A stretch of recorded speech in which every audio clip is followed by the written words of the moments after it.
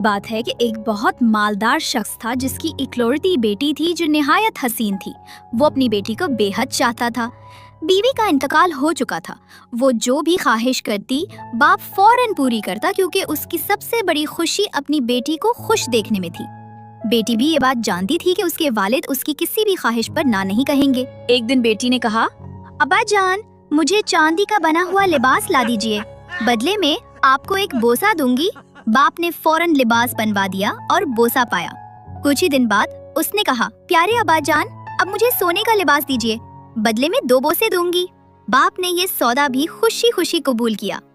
फिर बेटी ने कहा, मुझे हीरों का लिबास चाहिए और बदले में 3 बोसे दूंगी। बाप ने कहा, ये भी मिल जाएगा, मगर तुम मुझे गरीब कर दोगी। फिर भी उसने लिबास बनवाया और बेटी ने गले लगकर 3 बोसे दिए। आखिरकार बेटी ने कहा, अब्बा जान, मुझे जादू की छड़ी ला दीजिए, तो मैं हमेशा आपकी लाडली रहूंगी और आपको खुश रखूंगी। बाप ने कहा, बेटी, मेरे पास ऐसी चीज नहीं, लेकिन तुम्हारी खातिर मैं उसे ढूंढ निकालूंगा। वो अपना सारा बाकी माल साथ लेकर दूर दराज के सफर पर निकला।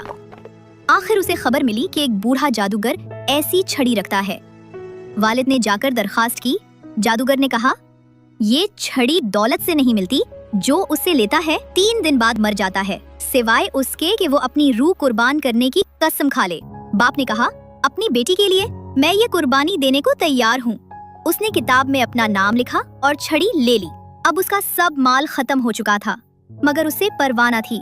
वो यही सोचकर खुश हुआ कि बेटी की हर ख्वाहिश पूरी करके अगर वो मर भी जाए तो बेहतर है, बजाय उसके कि किसी दिन बेटी की ख्वाहिश पूरी ना कर सके और खुद दुख में डूब जाए। बेटी ने बेपनाह खुशी के साथ अपने वालिद के हाथ से जादू की छुड़ी ली, जिसका वो शिद्दत से इंतजार कर रही थी।